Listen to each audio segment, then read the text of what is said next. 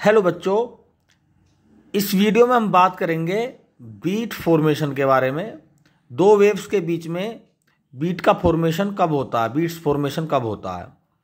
तो पिछली वीडियो में हमने बताया था प्रिंसिपल ऑफ सुपरपोजिशन के बारे में, और साथ के साथ इसमें हमने डिस्कस की थी इस principal of superposition of waves पर बेस्ड इंटरफ्रेंस ऑफ वेव्स का एक टॉपिक जो principal of superposition of wave पर बेस्ड था। और इसी प्रिंसिपल पर बेस्ड ये दूसरा टॉपिक है जिसका नाम है बीट फॉर्मेशन। तो बच्चों, बीट फॉर्मेशन कब होता है, इसके लिए दो वेव्स किस तरह से प्रोपोगेट करें, उनकी क्या कंडीशन होनी चाहिए, इसमें हम डिस्कस करेंगे। तो बच्चों, यदि दो वेव एक डायरेक्शन में प्रोपोगेट कर रही हो और उनके एम्पलीट्यूड तो सेम हो, उनमें कोई फेज डिफरेंस ना हो या कांस्टेंट फेज डिफरेंस हो, तथा उनकी फ्रिक्वेंसी दोनों की डिफरेंट हो, तो इस कंडीशन में दोनों जो वेव होंगी वो सुपरिम्पोज करेंगे एक दूसरे को और बीट फॉर्मेशन होगा वहां पर। ठीक है, यानी एम्पलीट्यूड सेम और फ्रीक्वेंसी डिफरेंट हो दोनों। लेकिन पिछली वाले टॉपिक में इंटरफ्रेंस ऑफ वेव में हमने बताया था कि एम्पलीट्यूड सेम था वेव्स का, दो वेव्स का, और उनकी जो फ्रीक्वेंसी भी वो भी सेम थी, फेज डिफरेंस कांस्टेंट था। इसमें हम दोनों वेव्स के फेज डिफरेंस कांस्टेंट यानी 0 रखेंगे और एम्पलीट्यूड सेम, लेकिन फ्रीक्वेंसी वेव्स की क्या होंगी, चेंज होंगी। ठीक है, जैसे एक वेव हमारे पास ये है और दूसरी वेव, इसमें फ्रीक्वेंसी हमने n1 मान ली इसकी, और दूसरी वेव की फ्रीक्वेंसी कुछ इस तरह से मान लें। ठीक है, तो दोनों ही वेव में एम्पलीट्यूड अगर सेम है और फ्रीक्वेंसी n1 और n2 है, तो जब ये आपस में सुपर इम्पोज होंगी तो कंडीशन कुछ इस तरह से बनेगी।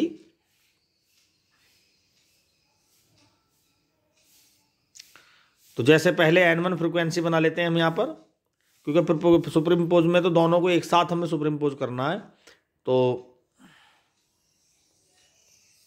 ये एक वेव हुई और दूसरी वेव है जिसकी फ्रीक्वेंसी ज्यादा है,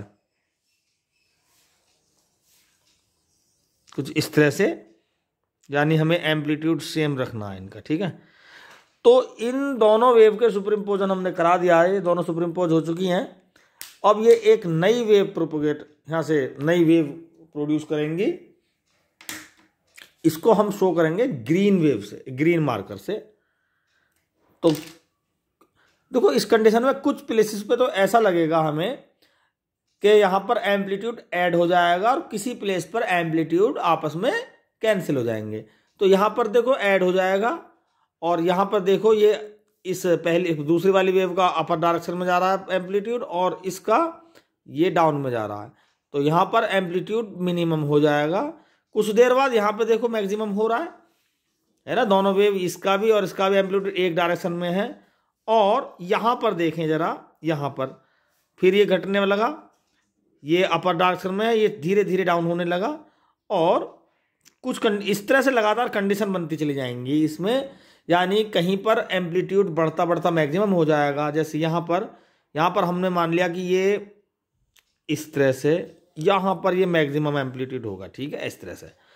अब ये डिक्रीज होगा और डिक्रीज होता होता यहां पर सबसे कम हो जाएगा, फिर ये बढ़ने लगेगा और बढ़ता बढ़ता ये यहां पर फिर मैक्सिमम हो जाएगा एम्पलीट्यूड, और घटता घटता ये फिर दोबारा का कम होगा, और फिर दोबारा का बढ़ता बढ़ता ये फिर दोबारा कर मैक्सिमम हो जाएगा। इस तरह से दोनों जो वेव सुपरिम्पोज होंगी वो रिजल्टेंट वेव बनाएंगी, जिसमें एम्पलीट्यूड लगातार घटेगा और बढ़ेगा। किसी पोजीशन पर ये मैक्सिमम हो जाएगा और कहीं पर ये मिनिमम हो जाएगा। तो ये ही बीट फॉर्मेशन होती है। यानी इस पॉइंट पर मैक्सिमम हुआ, फिर कुछ समय बाद यहाँ पर फिर दोबारा अगर मैक्सिमम हुआ, तो इनको हम बीट्स बोलते हैं। अगर आप डेली लाइफ में इसको समझने की कोशिश करें तो हम मान सकते हैं कि हमारे घर के पास ही दो मंदिर हैं और दोनों के पुजारी एक समय पर ही शाम को 6 बजे घंटी बजाते हैं। एक तो घंटी में टन टन की आवाज़ बहुत धीरे धीरे है, जैसे टन टन टन, और लेकिन दूसरा पुजारी जो है वो थोड़ा सा तेजी से बजा रहा है, टन टन टन टन, इस तरह से। तो फ्रीक्वेंसी दोनों की चेंज हो गई, पहला वाला कम फ्रीक्वेंसी में था, दूसरा वाला ज़्यादा फ्रीक्वेंसी में था।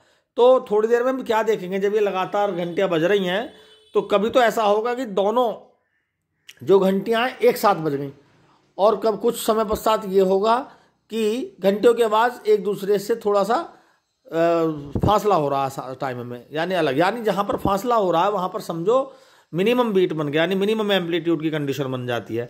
और जिस कंडीशन में दोनों पुजारियों की घंटी एक साथ बजने लगती हैं वो मैक्सिमम एम्पलीट्यूड की कंडीशन बन जाती है। तो हम मान लेते हैं प्लेन प्रोग्रेसिव इक्वेशन क्या होती है, y1 is equal to a sine omega t, omega को 2 पाई n1t लिख सकते हैं, और y2 इज इक्वल टू हो जाएगा a sine 2 pi n2t। Principle of superposition लगा दो, यानी इनको एक साथ प्रोपोगेट करा दो, इंटरफेयर करा दो y1 प्लस y2 में, तो y इज इक्वल टू हो जाएगा a common sine 2 pi n1t plus sine 2 pi n2t, 2 pi n2t। Sine C और साइन प्लस डी का फॉर्मूला यहाँ पर अप्लाई करेंगे, y बराबर a sine C plus D का 2 sine C plus D upon 2 into cos C minus D, यानी 2 pi n1 plus n2 है ना into T by 2 into cos 2 pi n1 minus n2 into T by 2। इस तरह से ये expression आ गया निकल के। तो यहां पर इसको यहां कर लेते हैं,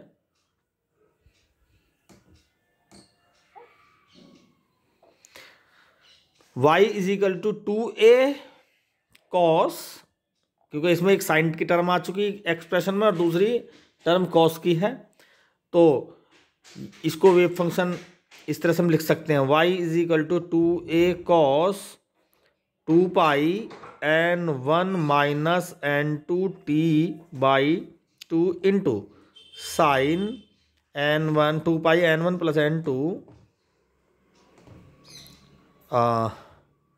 2 pi n1 plus n2 into T by 2, ठीक है। y is equal to a sine 2 pi n1 plus n2t by 2, 2 से यहाँ से 2 कैंसिल कर सकते हैं और यहाँ पे भी 2 से 2 कैंसिल हो जाएगा ये। तो ये रिजल्टेंट इक्वेशन है जिसका एम्पलीट्यूड लगातार चेंज हो रहा है। एम्पलीट्यूड की वैल्यू क्या हो जाएगी इसमें, a is equal to 2 cos pi n1 minus n2 into T. ये है एम्पलीट्यूड की वैल्यू, जिसकी वैल्यू किस पे बेस्ड है, a की वैल्यू इस फेज पर बेस्ड है, ठीक है।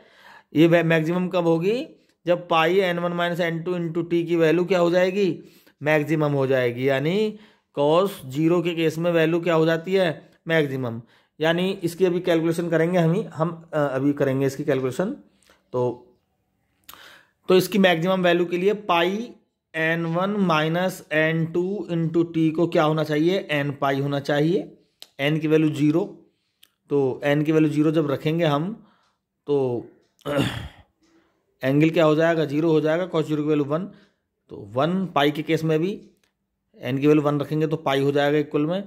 तो सभी केसों में क्या हो जाएगा, इसकी वैल्यू हो जाएगी मैक्सिमम। तो टी क्या यहाँ से आया, टाइम पीरियड निकल के t is equal to, time period नहीं बल्कि पहले बीट्स का टाइम है ये, t1 is equal to n upon n1 minus n2, ठीक है। तो पहली कंडीशन में n इज इक्वल टू 1 रख लेंगे, दूसरी कंडीशन में n इज इक्वल टू 2 रखेंगे। तो टाइम पीरियड का मतलब n को 1 रखने के लिए, 1 रखने का मतलब है कि ये जो पहली बीट्स हमें मिली वो किस टाइम पे मिली, फिर दूसरी n बराबर 2 की वैल्यू रखने का मतलब है ये दूसरी बीट्स किस टाइम पे मिली। तो अगर हम दूसरे में से पहले टाइम को सब्ट्रैक्ट कर देंगे तो हमें एक बीट से दूसरी बीट को बनने में कितना टाइम लगा वो मिलेगा, जिसको हम टाइम पीरियड बोलते हैं। तो T is equal to N upon, तो टी के प्लेस पर 1 रख दो तो ये T1 आ जाएगा। एक्चुअली ये टी है ना, तो T1 इज इक्वल टू, ये Tn लिख सकते हैं इसको हम यहाँ पर, तो 1 अपॉन N1 माइनस N2, और T2 क्या हो जाएगा 2 अपॉन N1 माइनस N2। इस प्रकार देखें तो टाइम पीरियड कैसे निकालेंगे हम, T1 दोनों को सब्ट्रैक्ट कर देंगे तो टाइम पीरियड हो जाएगा 1 अपॉन N1 माइनस N2। ये बीट्स का टाइम पीरियड है। इसका उल्टा हो जाएगा फ्रिक्वेंसी, बीट फ्रिक्वेंसी होती है दोनों फ्रिक्वेंसी का, इसका टाइम पीरियड का इन्वर्स, तो ये हो जाएगा F is equal to N1 minus N2। तो बच्चों इसमें हमने बीट कैसे फॉर्म होती हैं, तो इसमें हमने 2 वेव ली जिनकी फ्रिक्वेंसी अलग अलग थी, और जैसे वो सुपर इम्पोज हुई तो इस तरह की एक नई वेव निकल कर आ जाती है कि जिसमें एम्पलीट्यूड जो रिजल्टेंट वेव है लगातार पहले तो बढ़ता है फिर घटता चला जाता है। तो हमारी बीट्स ये है मैक्सिमम एम्पलीट्यूड की, ये मिनिमम एम्पलीट्यूड की है। तो चाहे मिनिमम एम्पलीट्यूड ले लो, मिनिमम एम्पलीट्यूड की कंडीशन क्या हो जाएगी, यहाँ एंगल ऐसा लेंगे n π/2 की कंडीशन का, लेकिन उस केस में भी जब हम n π/2 मिनिमम वैल्यू का एंगल की कंडीशन लिखेंगे तो टी निकालेंगे पहली कंडीशन के लिए और दूसरी के लिए, वहाँ भी टाइम पीरियड सेम आएगा। तो हमने एम्पलीट्यूड की मैक्सिमम कंडीशन को यहाँ पे लिया है, ठीक है, और यहाँ से हमने टाइम पीरियड निकाला बीट्स का, ये टाइम पीरियड है, और इसके इन्वर्स को हम फ्रिक्वेंसी बोलते हैं। यानी सिंपल, 2 हमारे पास सोर्स है, एक 60 हर्ट्ज का और एक 50 हर्ट्ज का, और दोनों को एक साथ बजाया गया है। तो बीट फ्रिक्वेंसी क्या होगी, दोनों फ्रिक्वेंसी का डिफरेंस कर दो 60 - 50 यानी 10, यानी 1 सेकंड में 10 बीट्स बनेंगे वहाँ पर। तो इस तरह से हम ये सिंपल फ्रिक्वेंसी फाइंड कर सकते हैं, बीट फ्रिक्वेंसी, ठीक है।